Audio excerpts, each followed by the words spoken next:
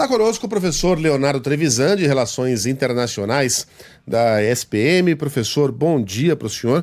Agora há pouco eu falava aqui a respeito de quão asqueroso é você ver alguns apresentadores de TV americana se orgulhando de dizer no ar que não sabem onde fica a Venezuela e admitindo em voz alta que os Estados Unidos estão muito contentes porque vão fazer muito dinheiro utilizando o petróleo venezuelano, que na verdade é o petróleo que está sendo tomado de volta porque pertence aos Estados Unidos, e esse lastro, na realidade, se daria pelas questões envolvendo, a Guiana, e dois, as empresas americanas que deixaram o país durante o chavismo.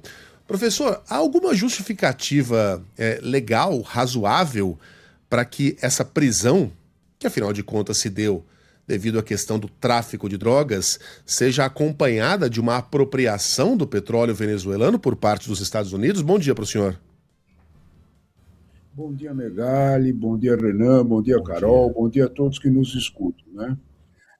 Eu estava ouvindo a tua observação e o teu estarrecimento com... Desculpa, a palavra é muito forte, mas não é possível ser outra, né? Com a ignorância sobre a mínima geografia da América do Sul, né? Com a ignorância sobre os princípios, né, gerais de você não rouba as coisas da casa do outro, né? Mas sabe, Megali, o que eu estou mais estarrecido, exatamente como você, é que mesmo entre nós há um absoluto silêncio, quando não uma concordância, com a violenta usurpação, com a violenta quebra do direito internacional. Não é natural que países sejam invadidos. A América do Sul não tinha isso há mais de 40 anos. Não é natural que países, que um presidente ache qual é que deve ser a conduta, o que deve ser feito dentro. Isso chama-se interferência nos assuntos internos. Eu tenho escutado também na televisão brasileira, não é só na televisão americana. Vamos usar uma expressão bem nossa, esquecer, para não falar em passar pano, no ato geral que aconteceu. O que aconteceu foi uma usurpação. O que aconteceu foi um golpe. O que aconteceu foi uma violência inédita. Você não bombardeia outro país. Se alguém acha isso natural, ele precisa ler os princípios básicos de convivência entre os países que existem desde 1600. Então, por exemplo, muitas vezes, nós achamos absolutamente certo que para você acabar com uma ditadura, eu faça outra. Eu entre lá e diga, vocês vão viver desse jeito. Eu tenho ouvido isso em televisão brasileira, Megali. Eu não tenho ouvido isso na televisão americana. Então, quando nós olhamos para isso, o que nós temos que ter consciência é que talvez nós precisássemos iniciar um curso de direito internacional para algum dos nossos apresentadores. Isso é muito grave. Isso é realmente muito grave. Porque o fim dessa situação é a frase dita pelo senhor Marco Rubio e também pelo senhor Trump. A paz será construída pela força. Quem tiver mais força, tá bom. Sem esconder uma situação que é ainda pior. Não faz mal que a gente pisa na lei. Eu tenho objetivo para isso. Sabe onde é que isso termina, Megali? Bandido bom é bandido morto. Nós queremos isso? Se nós queremos isso, é só fazer. Eu tenho ouvido isso bastante na televisão brasileira. Não é só na televisão americana, Megali, infelizmente. Professor, as palavras são importantes, né, nas discussões, sobretudo discussões de política internacional. E há discussões importantes Exatamente. Sobre, por exemplo, quem é Nicolás Maduro? Ele é um presidente? Ele é um autocrata? Ele é um ditador? Há questionamentos nesse sentido. Mas agora eu quero direcionar essa pergunta para Donald Trump. Quem é Donald Trump nessa história, considerando que é o líder de um país estrangeiro que invade outro, usa o seu exército para invadir um outro país, capturar essa pessoa que está colocada, autodeclarada como líder daquele país, daquela nação, captura esse líder e toma conta de uma das principais fontes ali daquele país, que é o setor de petróleo. Como se chama uma pessoa que faz uma ação como essa? Como Donald Trump pode ser classificado a partir do direito internacional? Do mesmo jeito que Putin, um autocrata, do mesmo jeito que Putin, alguém que usa a força para alcançar seus objetivos. Qual é a diferença? Qual é a diferença com Netanyahu? Não tem diferença nenhuma. Então, quando nós olhamos para esse quadro, nada disso, vamos deixar bem claro, como disse o Megali há pouco tempo atrás, nada disso significa que nós estamos apoiando a ditadura do senhor Nicolás Maduro, ou seja lá quem for que o suceda.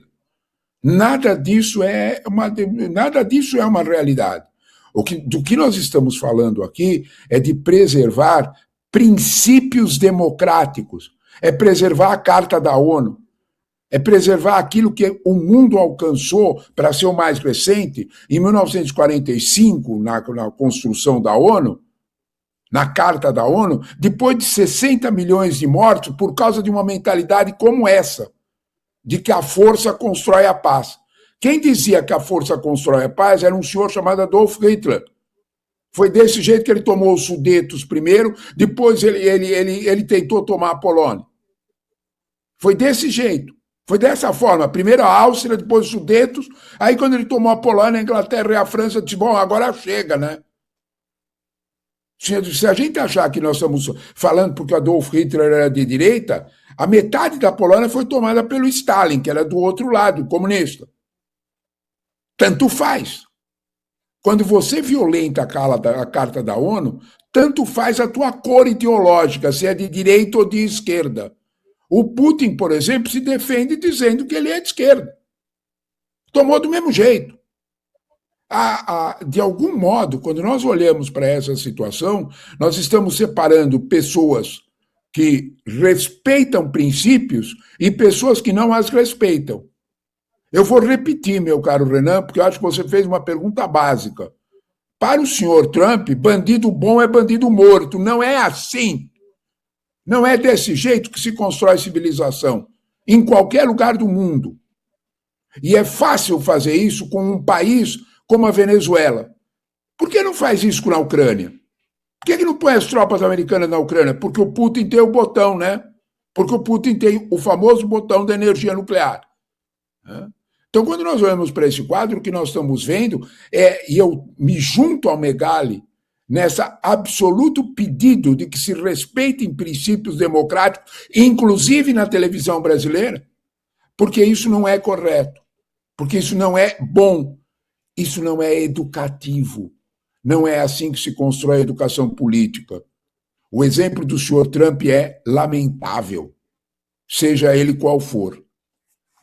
Professor, queria ouvi-lo também sobre as recentes manifestações do presidente Trump, que disse ontem à noite que o governo dele está no comando da Venezuela e que o país está morto. Também atacando o presidente da Colômbia, Gustavo Petro, dizendo que soa bem uma operação, uma ação militar ali. Então, a partir da movimentação internacional, com reunião hoje da ONU, com líderes e recados políticos vindos de diversas partes do planeta, o que o senhor imagina que a gente possa ter de efetivo nesta segunda-feira, nesse início de semana, também pensando na América do Sul, de alguma forma?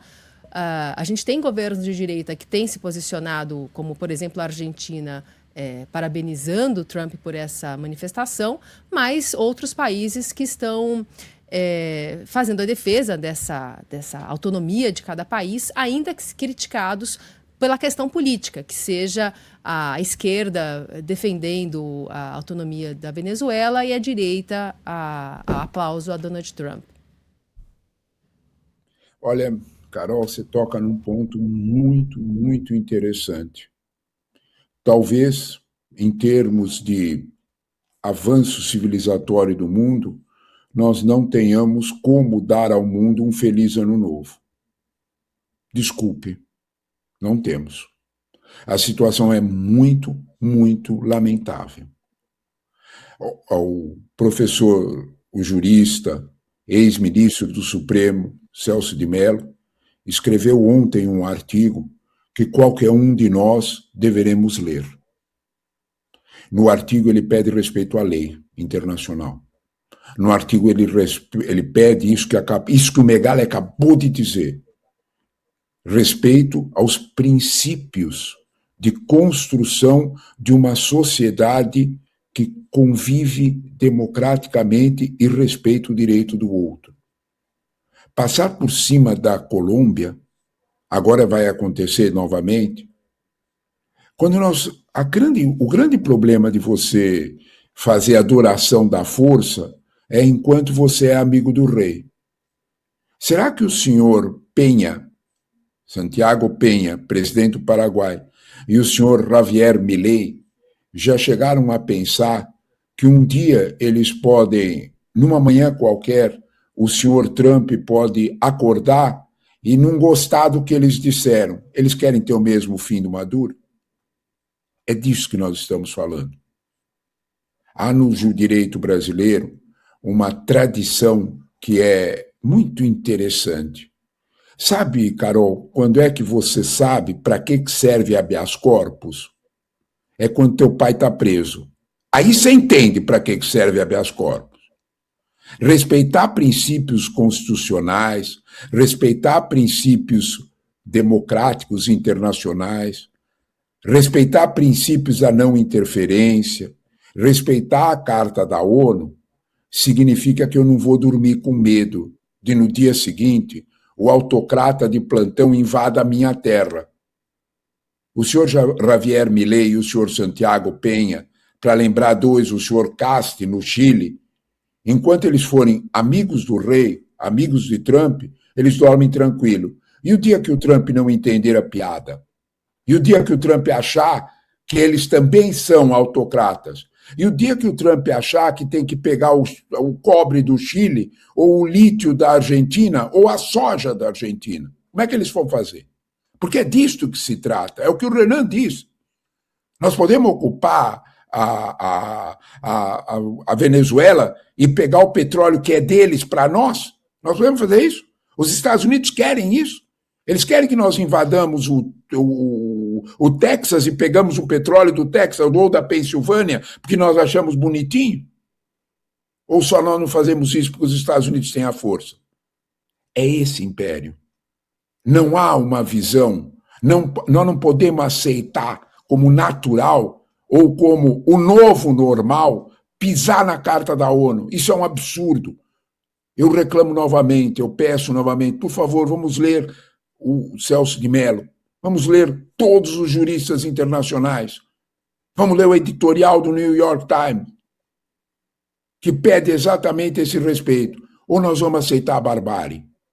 Professor? Se trata disso, professor, se trata de escolha. Perdão, a gente eu acho que a gente já deixou muito claro aqui, né, o quanto não se pode transigir com o Estado democrático de direito, enfim, já estabelecemos aqui o nosso ponto de vista. Eu vou fazer um papel de advogado do diabo agora. Aliás, do diabo não. Eu vou advocar aqui em nome agora do povo venezuelano, tá? Então eu vou para o outro lado. Concordamos com a ilegalidade dessa ação, concordamos com a indignidade que um apresentador de TV, seja no Brasil ou nos Estados Unidos, fechar os olhos para violações óbvias da lei, mas eu quero falar do ponto de vista do venezuelano. Muitos venezuelanos estão contentes, e eu vou pedir para que o senhor seja breve, porque eu tive que brigar por essa pergunta, porque a gente está super atrasado mesmo, mas eu acho que é uma pergunta necessária, né? Ao ponto de vista também de que o venezuelano ele está sendo liberto de um ditador desprezível. Esse é um fato que a gente também não pode ignorar, né? E como, de que outra forma isso poderia acontecer? Por meio de uma revolução, derramamento de sangue, por meio de um golpe de Estado ou uma intervenção internacional. A intervenção é ilegal, mas no final das contas está levando esse bem, pelo menos, dentro desse recorte ao venezuelano, que é Maduro não existe mais dentro desse país. Sim, a coisa pode até piorar, mas nesse instante não há mais Maduro. Como é que a gente equilibra esses dois lados, né? A justiça ao povo venezuelano e uma violação flagrante do direito internacional? Megali, você faz perguntas certas. Isso não é pergunta do diabo, não. Isso é uma belíssima pergunta, porque ela nos faz lembrar um fato muito, muito concreto. O presidente Trump, autor dessa libertação da Venezuela, apenas e tão somente desrespeitou o direito do povo venezuelano, porque eu, você e todos nós sabemos que um dos pontos da ditadura do Maduro foi anular o resultado verdadeiro da última eleição. Quem ganhou a última eleição foi Edmundo Gonçalves, foi Maria Corina. O presidente Trump já disse que os venezuelanos não devem respeitar a Maria Corina, que ganhou a eleição, abre aspas agora, Megali, porque Maria Corina não tem o respeito do povo venezuelano. Ele, Trump, declarou o que é que o povo venezuelano respeita. Para sermos justos, e respeito à tua pergunta, nós teríamos que fazer uma transição do poder, já que foi uma intervenção internacional, para quem ganhou a última eleição. Sabe por que não é feito, meu caro? Porque o X do problema pelo qual Trump não apoia Maria Corina, sabe qual é, Megali? É que a Maria Corina já disse que quer fazer um leilão internacional sobre a riqueza maior do petróleo, que é o petróleo venezuelano. Ela quer saber quem paga mais, se é chinês, se é europeu, se é americano. Isso não interessa a Trump, porque Trump não está nem um pouco interessado na democracia, pouco está interessado no petróleo. Desculpe, nós estamos tapando o sol com a peneira. Quem deveria estar recuperado isso, e eu faço minhas as tuas palavras.